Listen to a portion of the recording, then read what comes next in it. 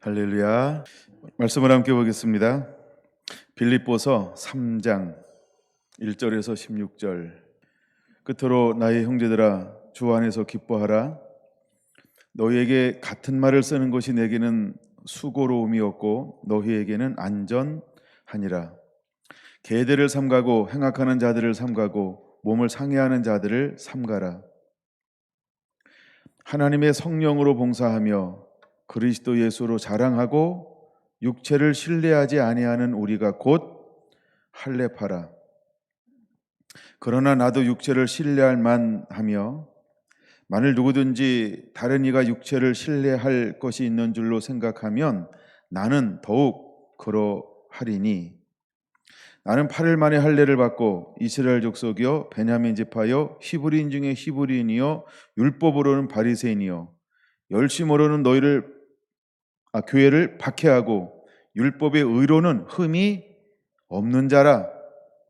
그러나 무엇이든지 내게 유익하던 것을 내가 그리스도를 위하여 다 해로 여길 뿐더러 또한 모든 것을 해로 여김은 내가 그리스도 예수를 아는 지식이 가장 고상하기 때문이라. 내가 그를 위하여 모든 것을 잃어버리고 배설물로 여김은 그리스도를 얻고 그 안에서 발견되려 함이니 내가 가진 의는 율법에서 난 것이 아니요 오직 그리스도를 믿음으로 말미암은 것이니 곧 믿음으로 하나님께로부터 난 의라. 내가 그리스도와 그의 부활의 권능과 그의 고난에 참여함을 알고자 하여 그의 죽으심을 본받아 어떻게 해서든지 죽은 자 가운데서 부활에 이르려 하노니 내가 이미 얻었다 함도 아니요 온전히 이루었다 함도 아니라 오직 내가 그리스도 예수께 잡힌 바 된 그것을 잡으려고 달려가노라. 형제들아 나는 아직 내가 잡은 줄로 여기지 아니하고 오직 한 일, 즉 뒤에 있는 것은 잊어버리고 앞에 있는 것을 잡으려고 표대를 향하여 그리스도 예수 안에서 하나님이 위에서 부르신 부르심의 상을 위하여 달려가노라. 그러므로 누구든지 우리 온전히 이룬 자들은 이렇게 생각할지니 만일 어떤 일에 너희가 달리 생각하면 하나님이 이것도 너희에게 나타내시리라. 오직 우리가 어디까지 이르렀든지 그대로 행할 것이라. 아멘. 목마른 자들아 12번째 시간입니다. 오늘은 사도 바울의 목마름, 이런 소제목으로 함께 은혜를 나누어 보려고 합니다. 사도 바울은 어떤 사람이었을까? 또 사도 바울은 얼마나 목마른 사람이었을까? 말씀을 준비하는 가운데 그런 마음이 들었어요. 요한복음을 좀 더 나눠야 되는데 요한복음 1장을 근데 말씀을 준비하는데 계속 사도 바울이 마음에 걸리는 거예요. 사도 바울은 얼마나 목마른 사람이었을까? 그가 뭐라고 고백하고 있죠? 12절 내가 이미 얻었다 함도 아니요 온전히 이루었다 함도 아니라 오직 내가 그리스도 예수께 잡힌 바 된 그것을 잡으려고 달려가노라. 와우, 얼마나 목마르면 그는 이런 고백을 할 수 있을까? 그는 진실로 목마른 사람이라는 거예요. 그는 7절 8절에 이렇게 이야기하고 있다는 거죠. 무엇이든지 내게 유익하던 것을 내가 그리스도를 위하여 다 해로 여길 뿐더러 또한 모든 것을 해로 여기면 내가 내 주 그리스도 예수를 아는 지식이 가장 고상하기 때문이라. 내가 그를 위하여 모든 것을 잃어버리고 배설물로 여김은 예수 그리스도를 얻고자 합니다. 여러분 이것은 뭐에 대한 고백일까? 그런 생각이 들었어요. 이것이 바로 사도 바울의 목마름이구나. 그는 무엇을 목말라 하는 사람이었을까요? 예수 그리스도. 예수님 한 분을 그렇게도 목말라 하며 갈망하며 사모한 사람이 누구였을까? 이런 마음이 들었어요.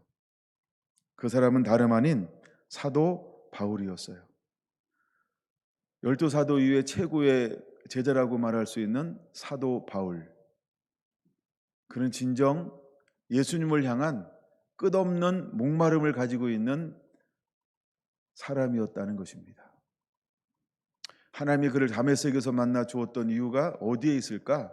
그는 목말라 할 줄 아는 사람이었기 때문이라는 거죠. 자, 사도 바울은 언제 태어났을까? 학자에 따라서 약간 차이가 있어요. 그냥 이렇게 한번 생각해 봅시다. 이런 견해도 있으니까요. 그는 AD 1년에 태어났다. 그렇게 보는 견해도 있고요. 그다음에 1년에서 5년 사이에 태어났다. 이렇게 보는 견해도 있고, 크게 두 가지 견해가 있습니다. 그럼 나이를 계산하기 편하게 한번 그냥 1년에 태어났다 이렇게 한번 생각해 보려고 합니다. 그의 원래 이름이 뭐였죠? 사도 바울은 바울이 되기 전에 바울은 작은 자 이런 의미예요. 그는 예수님을 만나고 난 다음에 가장 작은 자가 되었어요. 근데 예수님을 만나기 전에 그를 뭐라고 부르죠? 사울아 사울아 내가 핍박하는 예수니라 이러잖아요. 그렇죠? 다메섹 도상에서 그 이름이 뭐였다고요? 사울. 사울 그러면 떠오르는 사람이 혹시 있나요? 보름이 아니라 안 떠오르나요? 사울 왕. 사울 왕이 어느 지파일까요? 오늘 본문에 나오죠? 예. 어느 지파일까요? 베냐민 지파 5절에 나옵니다. 빌립보서 3장 5절에. 그러니까 그의 아버지가 아들을 낳고 난 다음에 그의 이름을 사울로 줬어요. 사울 왕이 무슨 지파라고요? 베냐민 지파요.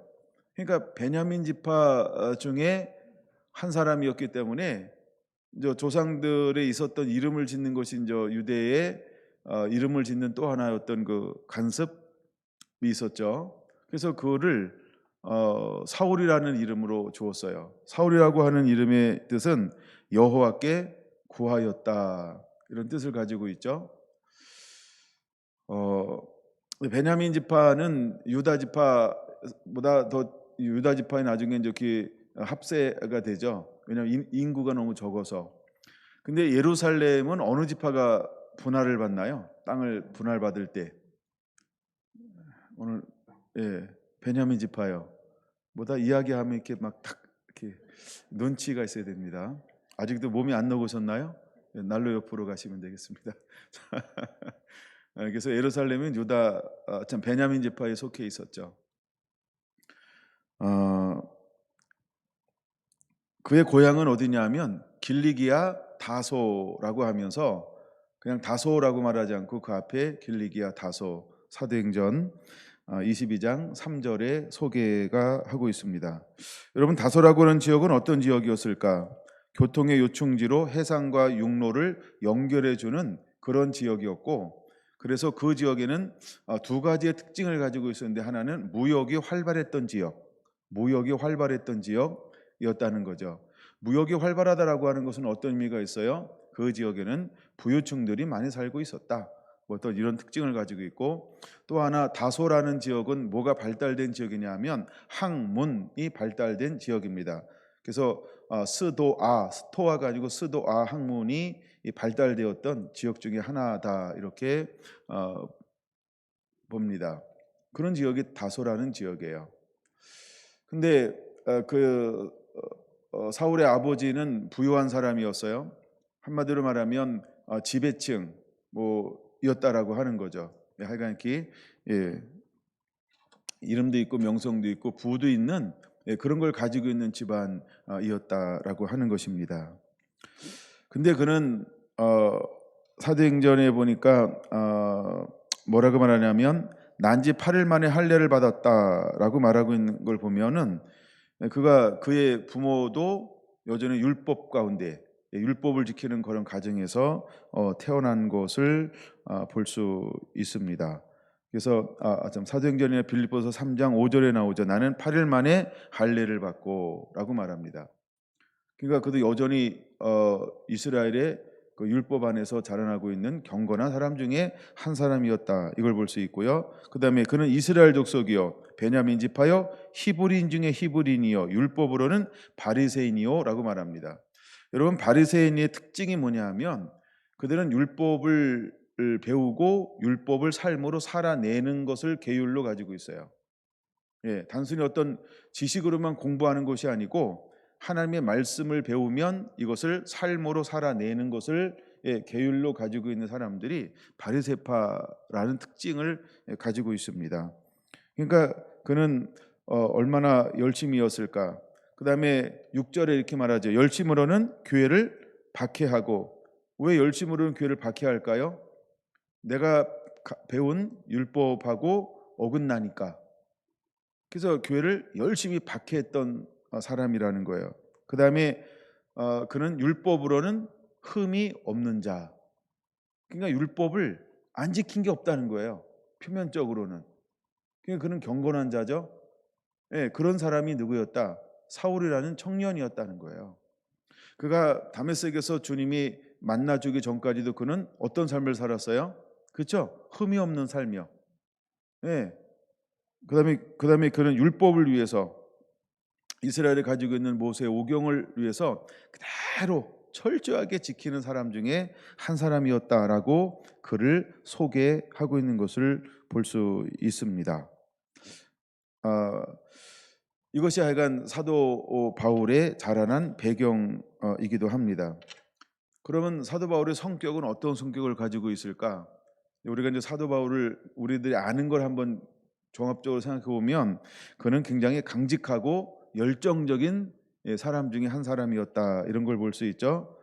그러니까 율법에 빗나가는 것은 추상같이 엄벌하고 그러나 평상시에는 온화한 봄날같이 따뜻한 성격을 소유한 사람이었다라고 하는 거죠. 그러니까 율법에 벗어나는 것은 그는 용납할 수가 없었어요. 그러나 그 안에서 이루어지는 모든 삶 속에서는 그렇게 간대하고 따뜻한 성격을 지닌 사람 중에 한 사람이었다라고 하는 겁니다. 자, 근데 하나님의 그를 언제 불러주게 되나요? 30대 초중반에 하나님이 그를 다메섹에서 만나줍니다. 그럼 다메섹에서 그를 만나기 전에 그는 어떤 직책을 가지고 있었을까라고 할 때 그는 이제 율법을 배운 사람이요 가말리엘 문화성에서 그래서 그는 율법 학자였다는 거죠.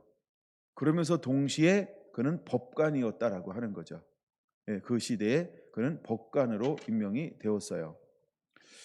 그래서 그는 율법을 이제 예수 사람을 죽이는데도 그는 당당하게 그다음에 이 민족을 지킨다라고 하는 그 정의감에 의해서 교회를 핍박하는데 그냥 핍박한 정도가 아니고 사람을 죽이는 데에도 앞장섰던 인물 중에 한 사람이라는 거죠.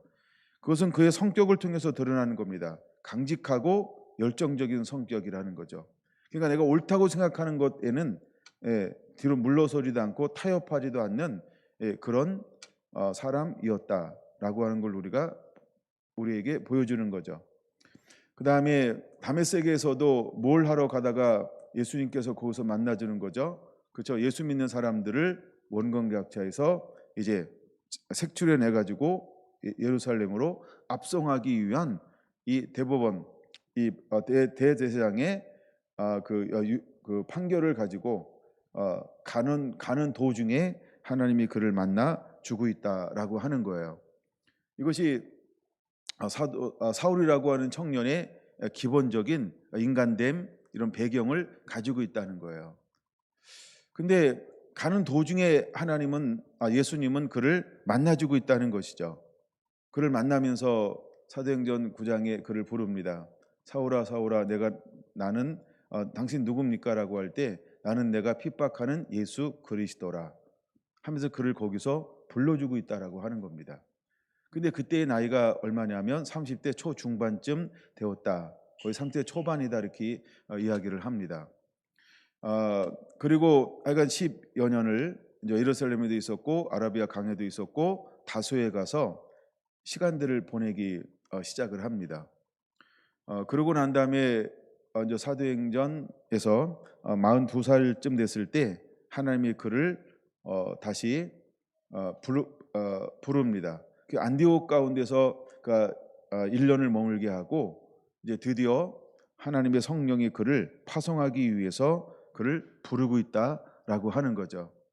그럼 40대 초반에 쓰임 받아요. 그리고는 AD 66년에서 67년에 순교하게 되어집니다. 67년에 순교하게 되어지죠.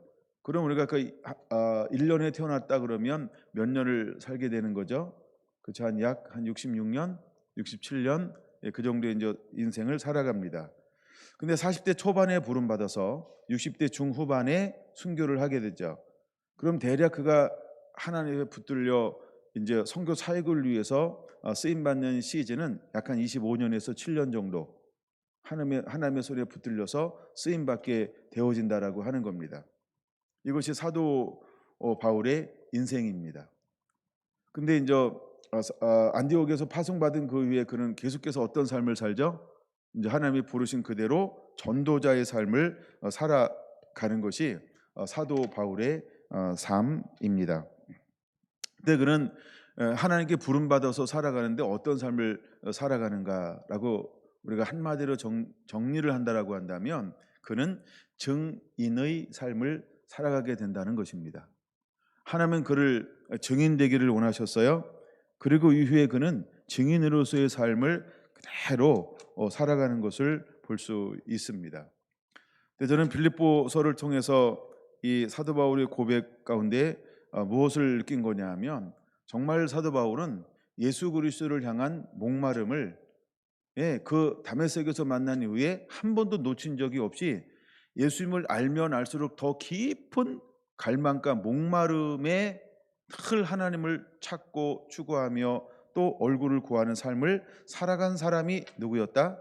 사도 바울이었다라고 하는 걸 엿볼 수 있다라고 하는 겁니다. 그는 분명히 고백하죠.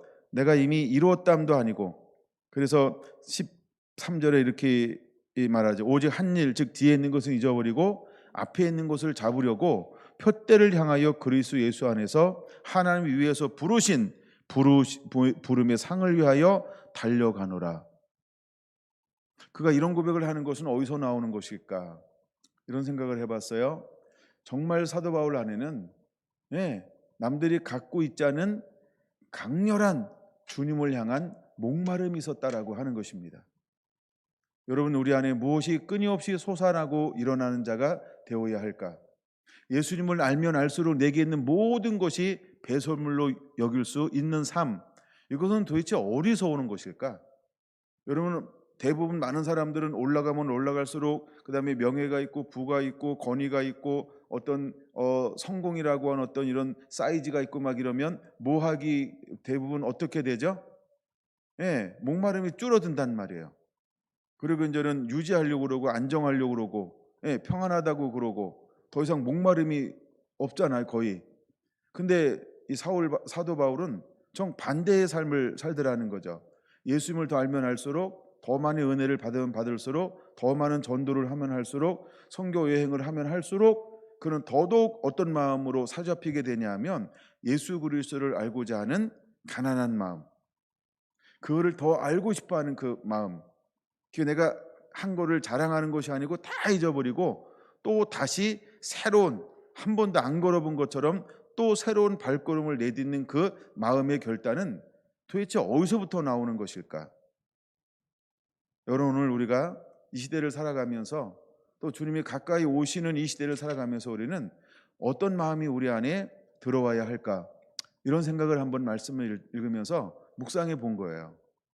정말 사도 바울은 너무너무 대단한 하나님의 사람이었구나. 여러분, 우리 안에 사도 바울의 은혜가 임하게 되기 원합니다. 사도 바울의 이 빌립보서 3장의 마음이 우리 안에 그대로 흡수가 되어지기 원합니다. 사도 바울이 얼마나 하나님을 목말라 했는가? 사도 바울이 얼마나 예수님을 목말라 했는가? 사도 바울이 얼마나 성령님을 목말라 했는가? 더 나아가 사도 바울은요, 그 잃어버린 영혼에 대해서 얼마나 그는 목말라 했는가? 여러분, 이것을 우리가 한번 묵상해보고 또 닮아가게 되기를 원합니다. 여러분, 우리 안에 예수님에 대한 분명한 사랑이 있어야 합니다. 근데 그 예수님은 우리를 향하여 뭐라고 말씀하고 있죠? 너는 땅끝까지 이르러 내 증인 되라, 이렇게 말씀하고 있어요. 사도 바울을 부르고 난 다음에서 이렇게 말하고 있는 것이죠. 너는 나를 사랑하는 자가 돼야 된다. 이것으로 끝나지 않아요. 하나가 더 있죠. 그렇죠? 너는 이방인과 왕들에게 나를 증언하는 자의 삶을 살아야 한다. 나는 너에게 너라고 하는 그릇에 나를 담길 원한다. 또 하나 담아야 할 것이 있다. 너는 잃어버린 영혼들을 담아야 한다. 그래서 사도 바울은 하나님과 예수 그리스도를 그 마음이라는 그릇에 끊임없이 담기를 추구하며 살았던 사람이 사도 바울이었다는 거예요. 이것이 바로 사도 바울이 가지고 있는 목마름이라고 하는 것입니다. 여러분 나중에 다 끝나고 나서 시간이 되시면 빌립보서 3장을 다시 한번 쭉 읽어보시기 바랍니다. 4장 1절까지.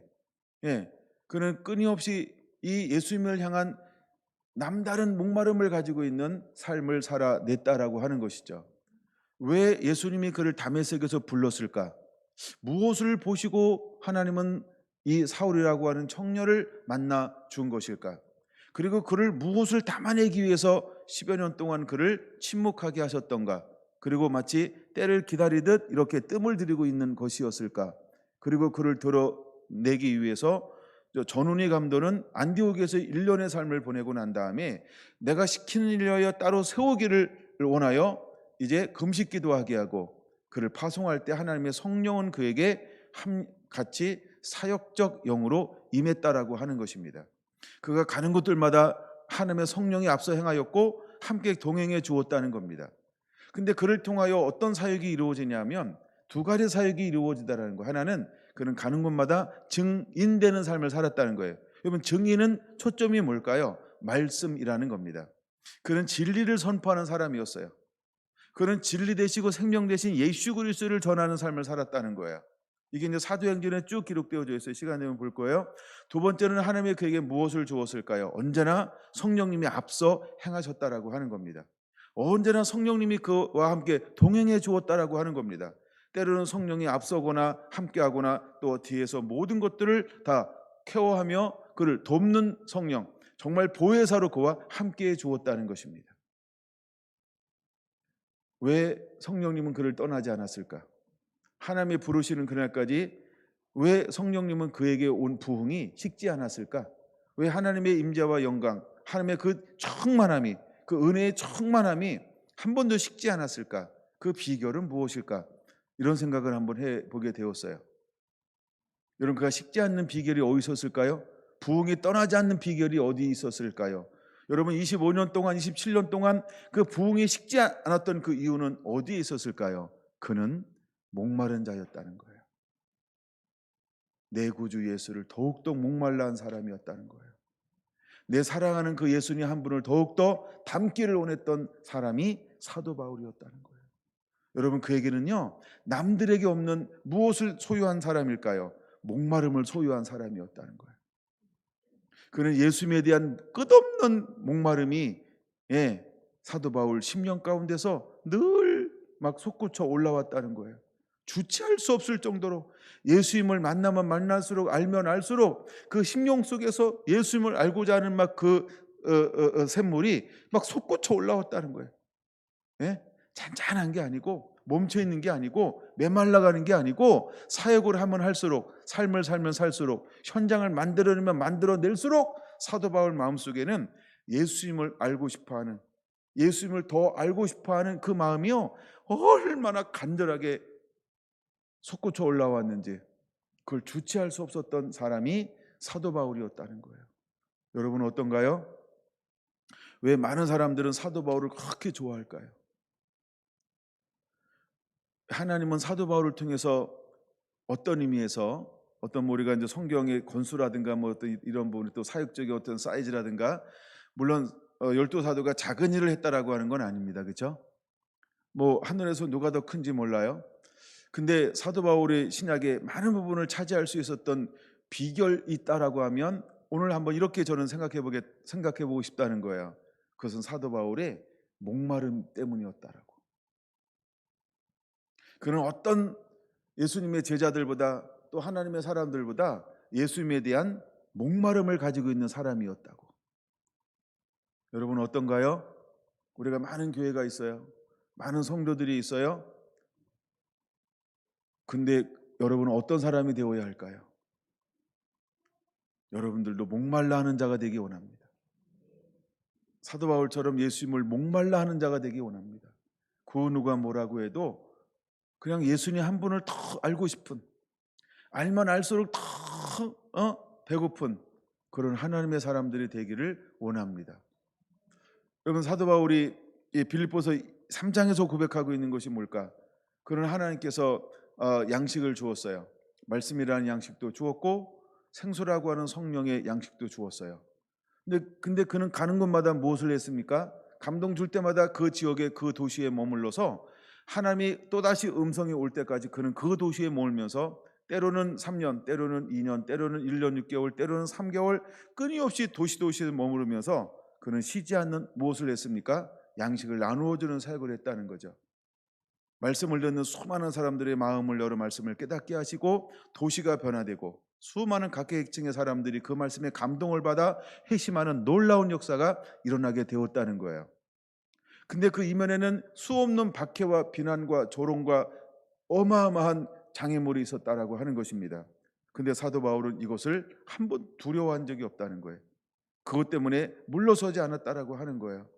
그 원동력은 어디서 나왔을까? 그 안에서 하나님을 향한 너무너무나 뜨거운 사랑이 언제나 솟아올라왔기 때문이라는 것입니다. 그는 주님을 향한 마음이 늘 그 심령 안에서 솟아나는 사람이었다는 거예요. 여러분 그는 주님의 나라를 목말라 한 사람이고 잃어버린 영혼에 대한 목마름을 가지고 있었고 그는 아버지의 마음을 시원케 해드릴 수 있는 정말 하나님의 기뻐하는 충성된 하나님의 사람이었다는 거예요. 여러분 이런 힘이 어디서 나왔을까? 그는 예수님을 참 목말라 한 사람이었다는 거예요. 그는 예수님 한 분 외에는 아무것도 없다는 거예요. 여러분들은 3장 17절 한번 볼까요? 이렇게 말합니다. 3장 17절 형제들아 너희는 함께 나를 본받으라. 뭘 본받으라고 하는 걸까요? 도대체 뭘 본받으라고 하는 걸까요? 예?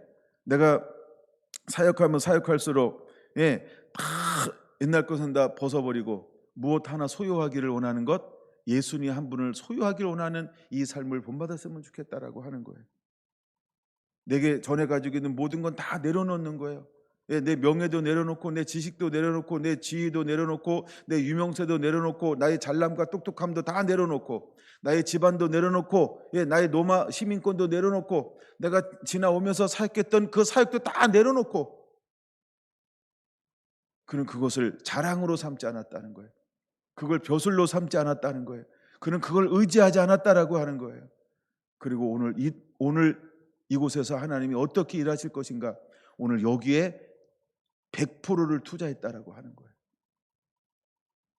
그게 어디로부터 나오는 걸까요? 목마름이라는 거예요. 여러분 주님은 이런 사람을 찾는 거예요. 우리가 어떤 목마름을 가지고 있어야 될까요? 예? 그렇죠? 이제 여러분 오늘 주님이 나를 통해서 무엇을 하시기를 원하시는가? 난 오늘 주님의 마음을 시원케 해드렸는가? 난 오늘 주님이 시원케 해드리라고 하는 수많은 영혼들을 그들에게 내 양식을 나누어 주었는가에 대한 그 목마름, 이것을 가지고 살아간 사람이 사도 바울이었다라고 하는 거예요.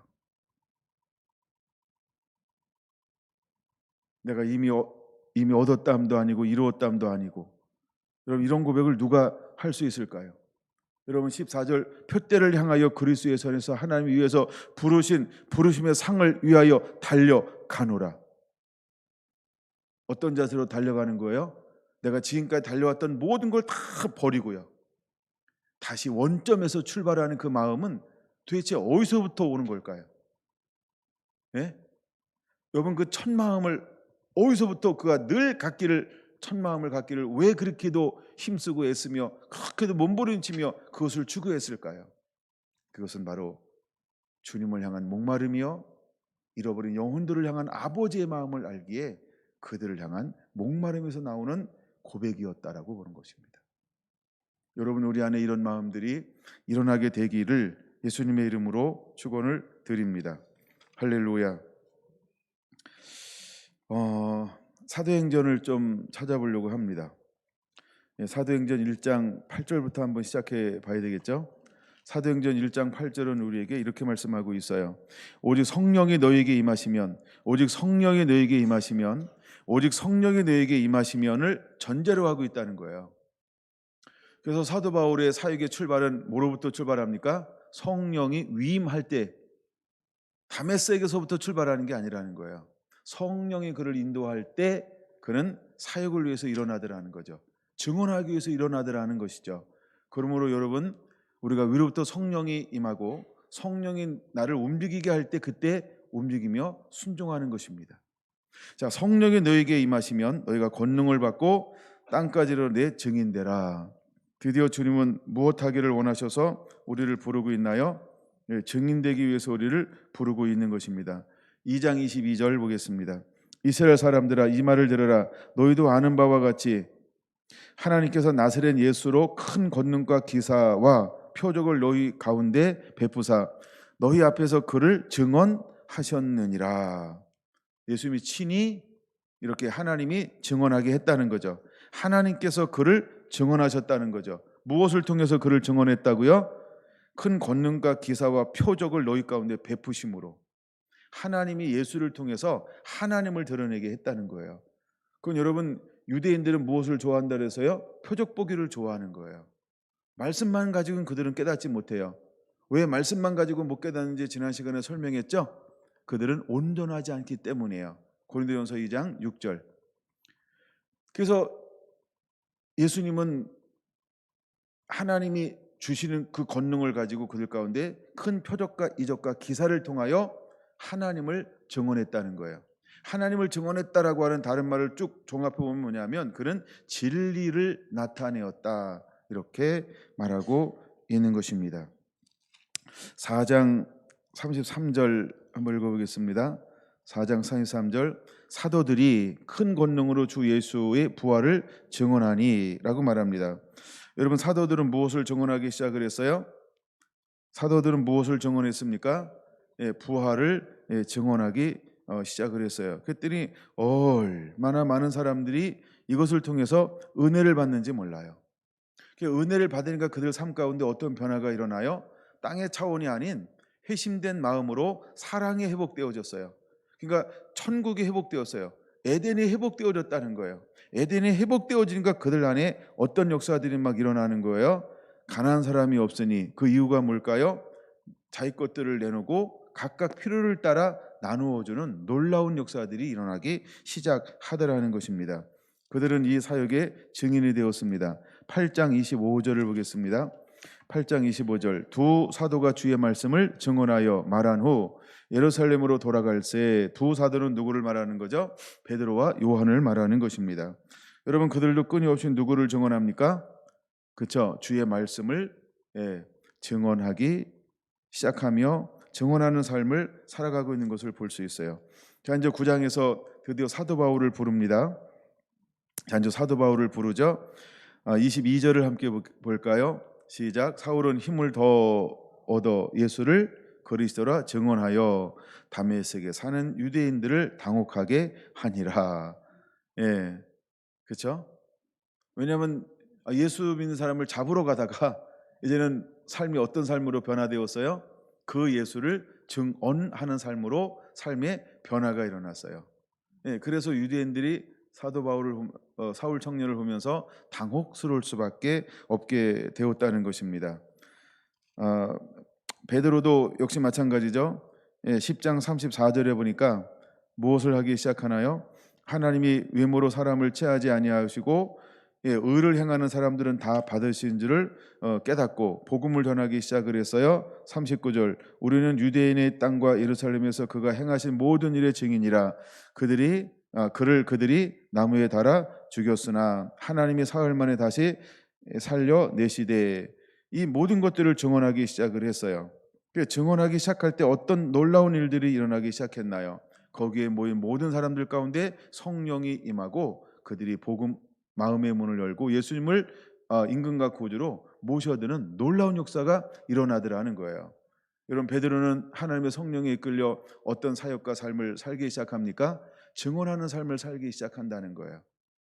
여러분, 사도들도 그의 부르심이 뭐냐면 증언하는 삶을 삽니다. 그들 안에 어떤 목마름이 있는 거예요? 그렇죠? 예수님이 증인되고자 하는 목마름이 모든 사람들에게 나타나는 것을 우리에게 사도행전을 통해서 보여주고 있다는 거죠. 사도 바울의 이야기입니다. 사도행전 14장 3절입니다. 두 사도가 바울과 바나바를 말하는 거죠. 두 사도가 오래 있어 주를 힘입어 담대히 말하니 주께서 그들의 손으로 표적과 기사를 행하게 하여 주사 자기 은혜의 말씀을 증언하시니 하면서 이제 주님이 그들과 함께 하심을 통하여서 어떤 능력을 부어주기 시작을 합니까? 표적과 기사와 이적을 행할 수 있는 성령의 능력을 하나님은 이 바울과 바나바를 통해서 행하게 만들어주는 거예요. 무엇을 위해서? 증인되는 삶을 살기 위해서. 그 다음에 그가 전하는 그 말씀이 수많은 유대인들에게 확증하기 위해서 성령님은 그들을 통해서 성령의 나타남의 놀라운 이적과 표적과 기적을 행하게 한다는 거죠. 그러나 표적과 이적과 기적으로만 사람들이 회심하는 거 아니죠. 그들은 끊임없이 무엇을 증거하고 있어요? 내가 만난 예수 그리스도를 증언했다는 거예요. 그걸 뭐라고 표현하고 있죠? 은혜의 말씀을 증언하시니라고 말하면서.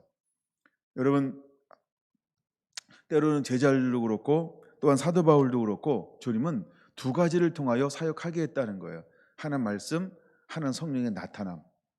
그럼 여러분은 오늘날도 우리가 두 가지에 대한 동일한 목마름이 있어야 할 줄로 믿습니다. 하나님은 저와 여러분들을 통해서 이제 은혜로운 말씀을 증거하기를 원합니다. 또한 성령의 나타남과 능력으로 그들 가운데 전하는 그 말씀이 확증되어지고 마음의 문을 열어 받아들일 수 있는 그런 신뢰감과 은혜가 임하게 되기를 하나님은 원하고 있습니다. 그러므로 우리는 이 두 가지를 가지고 나아가 복음을 전하는 하나님의 사람들이 되어야 할 줄로 믿습니다. 17장 1절로 넘어가 볼까요? 자, 이제 사도 바울이 데살로니가에서 전도하기 시작을 합니다. 그들이 암비볼리와 아볼로니아로 다녀가 데살로니가에 이르니 거기 유대인의 희당이 있습니다. 바울이 자기의 자기의 갈래대로 그들에게로 들어가서 새 안식일에 성경을 가지고 강론하며 뜻을 풀어 그리스도가 해를 받고 죽은 자 가운데서 다시 살아나야 할 것을 증언하고 이르시되 내가 너희에게 전하는 이 예수가 곧 그리스도라 하니. 사절같이 읽습니다. 그 중에 어떤 사람 곧 경건한 헬라인의 큰 무리와 적지 않은 귀부인도 고난을 받고 바울과 실라를 따랐다 이 말은 뭐냐 하면 믿었다 이 말이죠. 그러나 따르나라고 할 때는 유대인들의 시기가 일어나기 시작했다는 거예요. 근데 그가 증언하기 시작할 때 성령이 그를 인도하고 그래서 그가 예수 그리스도를 증언하기 시작할 때 그 중에 어떤 무리들이 그 증언함에 회심이 일어나고 있나요? 수많은 헬라인의 무리와 그 다음에 귀부인들이 회심의 놀라운 역사들이 일어나고 있는 것을 우리에게 보여주고 있는 것입니다. 자, 사도 바울은 가는 곳들마다 끊임없이 어떤 삶을 살아내기 시작합니까? 예수 그리스도를 증거하는데 타협하지 않는다라고 하는 것이죠. 근데 끊임없이 성령은 역동적으로 사도 바울을 인도하고 있다라고 하는 거예요.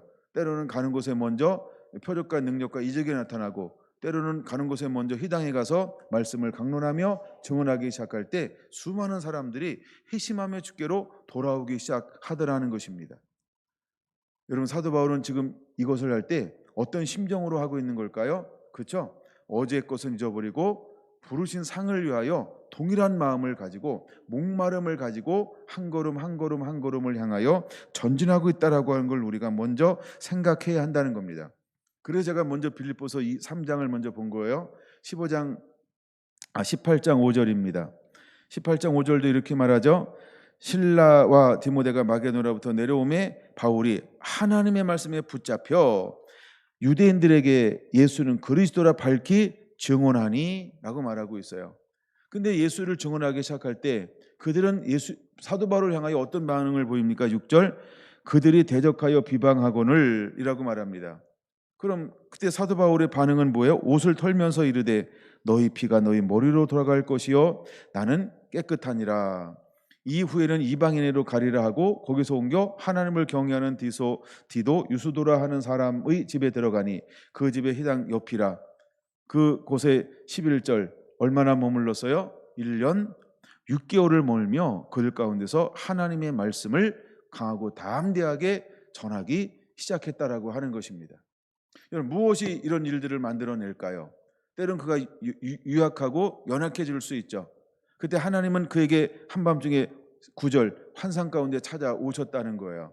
그리고 그를 강하고 담대하게 만들고 침묵하지 말고 이 성중에 내 백성이 많으니 네가 선포하면, 네가 증언하면 이 도성에서 내게로 돌아올 수많은 자녀들이 있다는 거예요. 회심해야 될 자녀들이 있다는 거예요.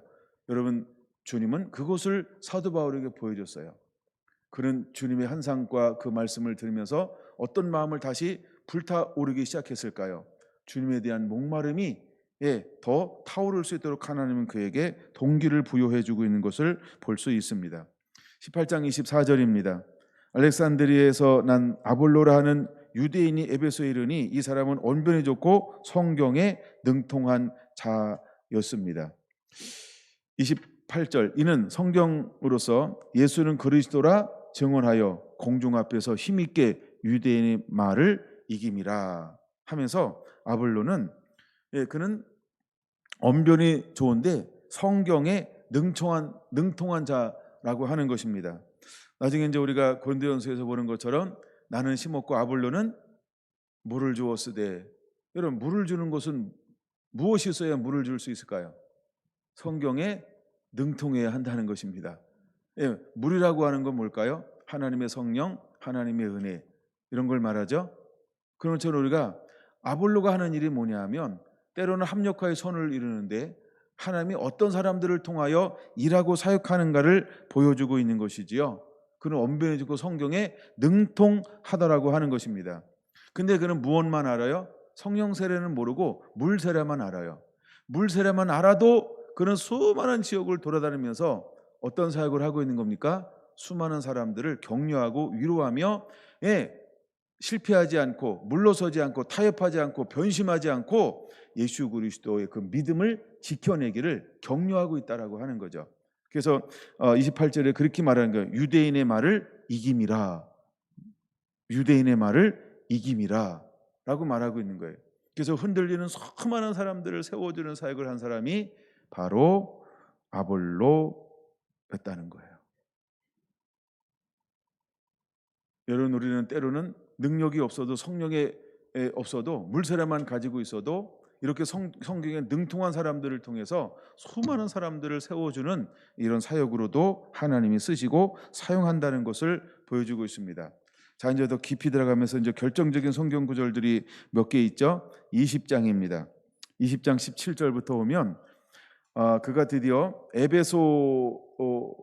에베소에서 떠나면서 고별 설교를 하고 있어요.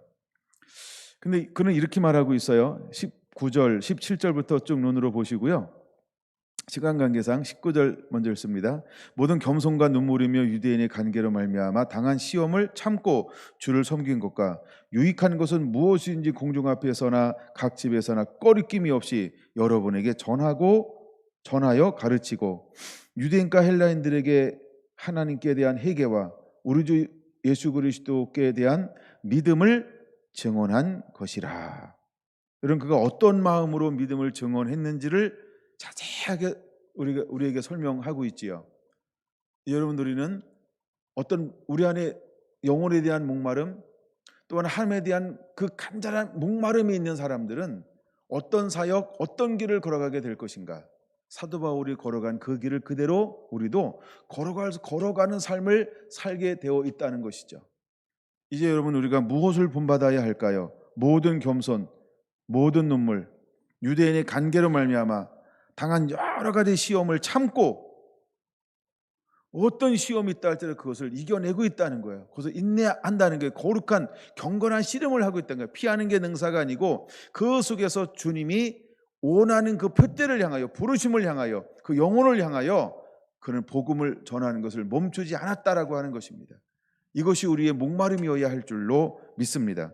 주를 섬긴 것과 20절 유익한 것은 무엇이든지 공중 앞에서나 각 집에서나 꺼리낌이 없이 여러분에게 전하고 가르치며. 그러니까 유익하다라고 하면 어떤 박해, 어떤 핍박, 어떤 매맞음, 어떤 모멸감이 있다 할지라도 그는 물러서지 않았다는 거예요. 타협하지 않았다는 거예요. 이것이 어디서부터 나오는 것일까? 예수님에 대한 그 목마름에서 나오는 것이라는 것입니다. 22절 볼까요? 보라, 이제 나는 성령에 매여 예루살렘으로 가는데 거기서 무슨 일을 당할는지 알지 못하노라. 모르나요? 알고 가죠? 오직 성령이 각성해서 내게 증언하여 결박과 환난이 나를 기다린다 하시나. 24절은 아주 유명한 구절이니까 같이 읽습니다. 시작. 내가 달려갈 길과 주 예수께 받은 사명 곧 하나님의 은혜의 복음을 증언하는 일을 마치려 하면은 나의 생명조차 조금도 귀한 것으로 여기지 아니하노라. 정말 예루살렘에 성령에 이끌려 올라갈 때 무슨 일이 일어날 걸 모르나요? 알죠. 근데 자기의 죽음, 자기의 이제 그 결박당함, 자기가 포로가 될 것, 자기가 잡힐 것, 그래서 이제 그 이후에 로마로 압송될 것 이미 그는 영으로 알고 있어요. 근데 그 길을 향하여 그는 어떤 마음으로 결단하며 행동으로 옮기고 있나요? 여러분, 주님을 향한 그 목마름은 그 환경을 압도하고 있다는 거예요. 어떤가요? 우리가 오늘을 살아내면 내일을 보장할 수 있다 이러고 어떤 압박이 올 때 타협할 건가요? 여러분, 하나님을 향한, 예수님을 향한 목마름을 가지고 있었던 사도 바울은 그 상황까지도 믿음으로 받아들이고 있다는 거예요. 그 고백이 너무 멋있지 않아요? 내가 달려갈 길과 주 예수께 받은 사명 곧 하나님의 은혜의 복음을 일을 마치려 하면은 나의 생명조차 조금도 귀한 것을 여기지 아니하겠다라고 하는 그 고백, 이것이 목마른 자가 할 수 있는 고백이라는 거예요. 여러분 안에 이런 목마름이 있습니까? 여러분 안에 이런 목마름이 일어나게 되기를 예수님의 이름으로 축원합니다. 여러분, 신앙은 더 이상 나를 위하여 신앙생활하는 거 아니에요.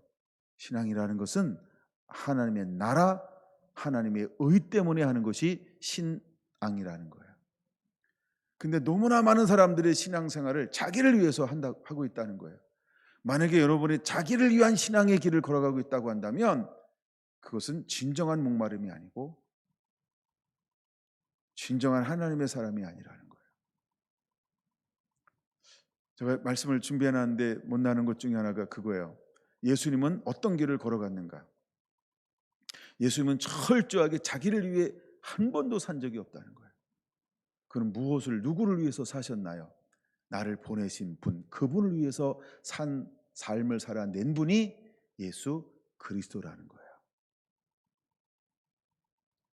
마찬가지로 사도 바울도 목마름을 가지고 있는 사람이었어요. 그거를 무엇으로 보여주냐 하면 나의 사명이라고 그런 고백하고 있어요. 근데 이 사명 곧 하나님의 은혜의 복음을 증언하는 일을 마치려 하면은 나의 생명조차 조금도 귀한 것으로 여기지 아니하겠다는 거예요. 이게 도대체 어디서부터 나오는 고백일까요? 무엇이 이런 고백을 만들어낼까요? 목마름 외에는 없다는 거예요. 우리 안에 매일매일 예수님에 대한 그 목마름, 그거 외에는 없다는 거예요. 그는 이 고백을 오늘 하고 있어요. 좀 더 볼까요? 보라, 내가 여러분 중에 왕래하며 하나님 나라를 전파하였으나 이제는 여러분이 다 내 얼굴을 다시 보지 못할 줄 아노라. 그러므로 오늘 여러분에게 증언하거니와 모든 사람의 피에 대하여 내가 깨끗하니 이는 내가 꼬리끼지 않고 하나님의 뜻을 다 여러분에게 전파하였음이라 라고 그는 강하고 당당하게 고백하고 있는 것을 볼 수 있습니다. 32절 같이 읽습니다.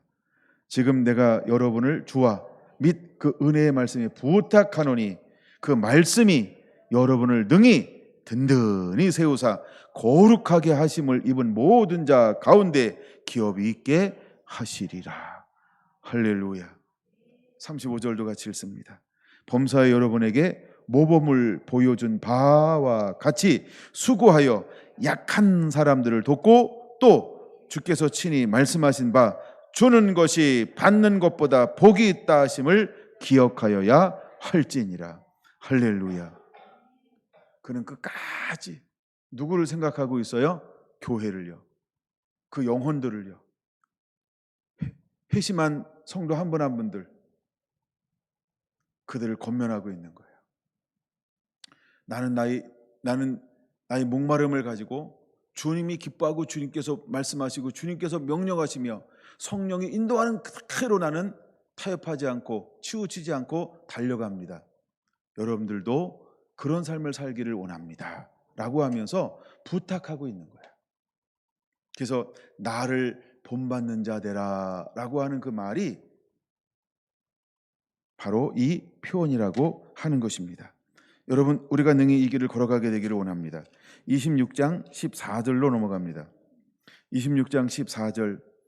이제 그가 앞에 서서 무슨 이야기를 하나요? 아그리빠 왕 앞에 서서 무슨 이야기를 하나요? 14절. 우리가 다 땅에 엎드려짐에 내가 소리를 들으니 히브리 말로 이르되 시작. 사울아 사울아 내가 어찌하여 나를 박해하느냐 가시체를 뒷발질하기에 내가 고생이니라. 나는 내가 박해하는 예수라. 빨간 글씨 같이요. 일어나 너의 발로 서라.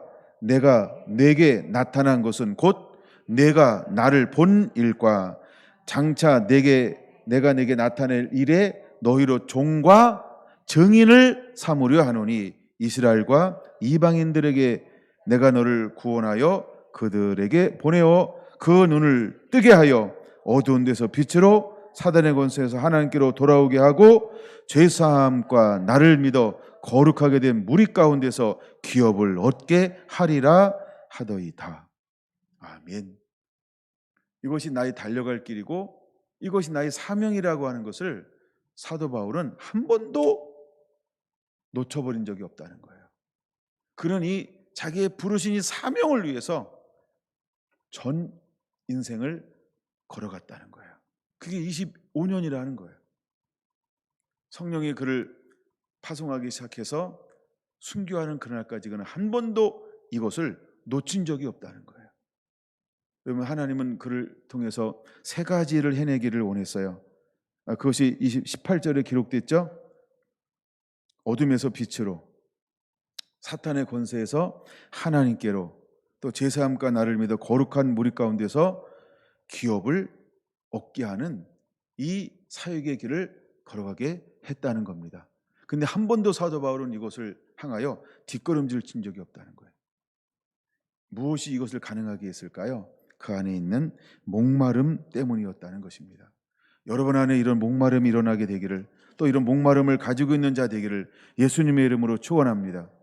사도행전 28장 23절입니다. 31절까지. 그들이 날짜를 정하고 그가 유숙하던 집에 많이 오니 바울이 아침부터 저녁까지 강론하여 하나님 나라를 증언하고 모세 율법과 선지자의 말을 가지고 예수에 대하여 건하더라. 그는 마지막 삶 가운데서도 어떤 삶을 사나요? 그는 정말 부유한 자였어요. 그는 넉넉한 자였어요. 근데 30절에 보니까 그는 어떻게 이제 사역을 감당하기 시작합니까? 바울이 온 이태를 2년이죠. 자기 셋집에 머물면서 자기에게 오는 사람들을 다 영접하고 라고 말합니다. 세를 얻어서 그에게 오는 수많은 사람들을 그는 어떻게 했어요? 예수 그리스도를 밝히 증언하는 그 일을 멈추지 않았다는 거예요. 왜 그는 끊임없이 이런 삶을 살아가고 있을까요? 왜 그는 이런 삶을 살았을까요? 그는 진정으로 목마른 사람이었기 때문에 그래요. 첫째, 그는 하나님을 목말라 했어요. 둘째, 그는 예수님을 목말라 했어요.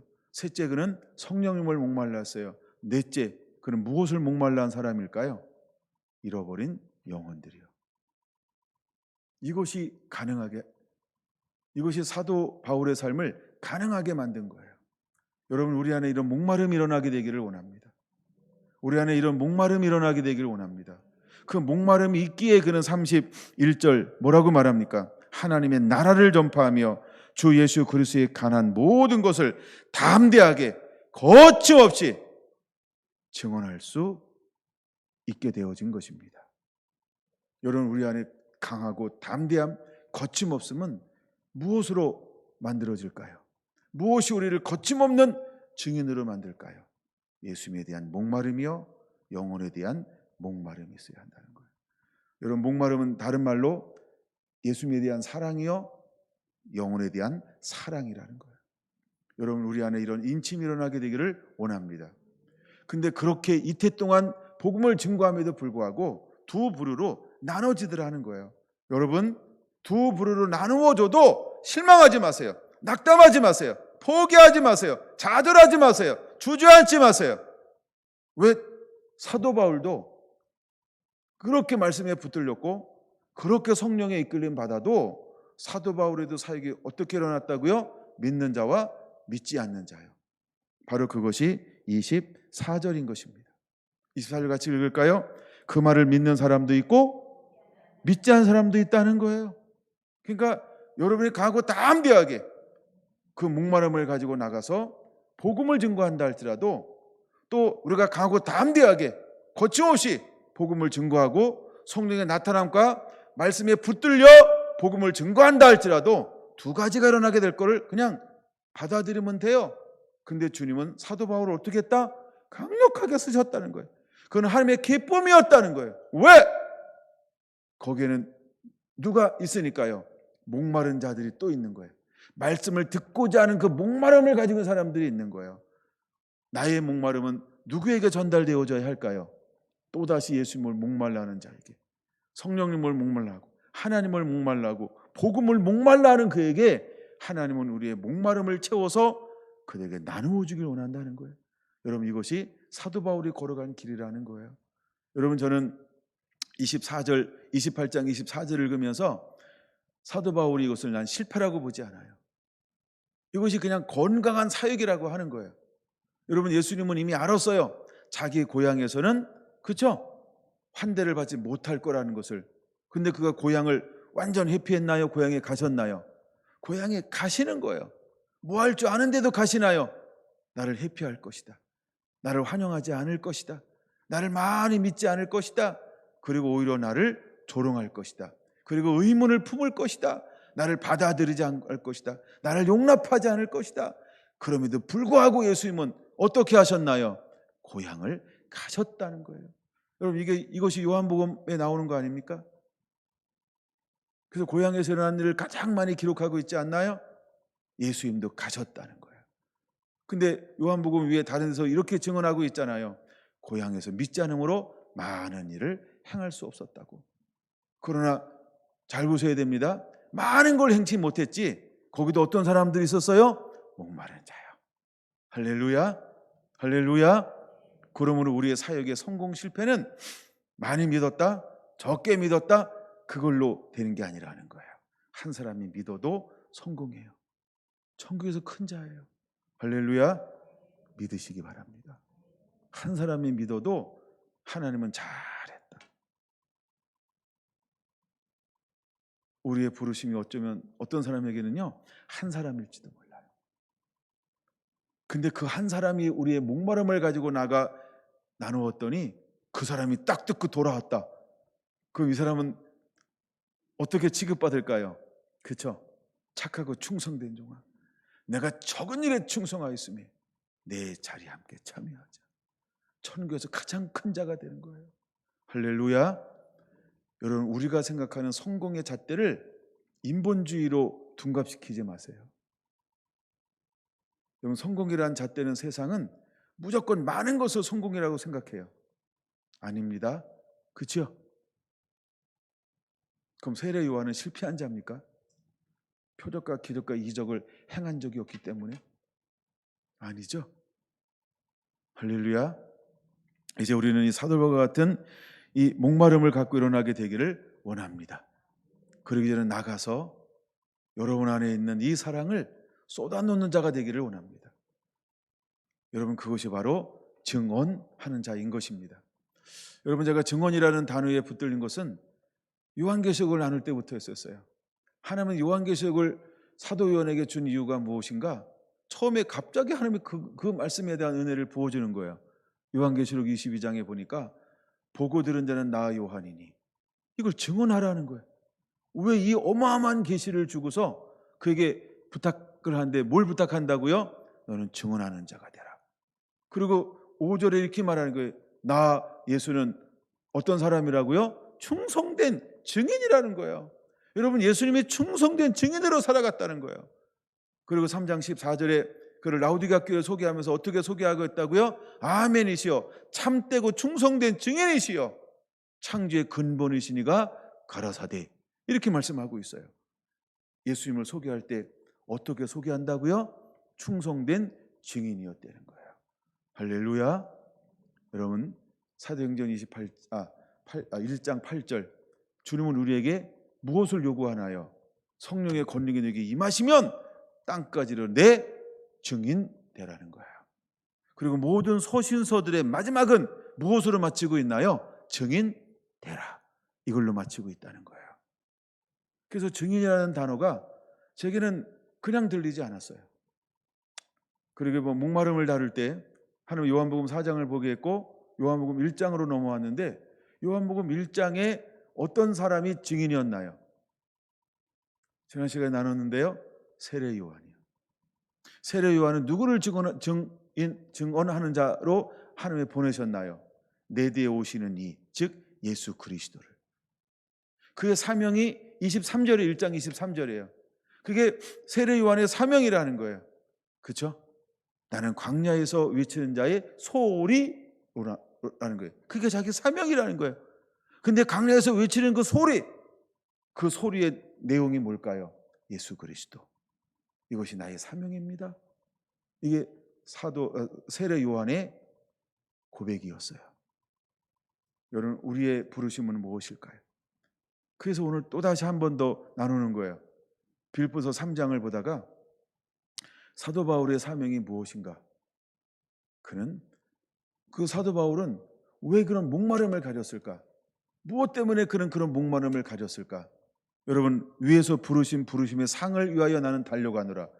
위에서 부르신 그 부르심의 상이 무엇인가요? 눈을 뜨게 하여 어둠에서 빛으로, 사단의 권세에서 하나님께로, 제사함과 예수 그리스도를 믿어 영원한 기업을 그들에게 소개하는 거였어요. 그 영원한 기업의 유업을 그들에게 소유하게 하는 거예요. 이것이 사도 바울의 사명이라고 하는 걸 그는 한 번도 잃어버린 적이 없다는 거예요. 여러분, 우리 안에 어떤 목마름이 일어나야 할까요? 이런 거룩함에 대한 목마름이 일어나게 되기를 예수님의 이름으로 축원을 드립니다. 기도합니다.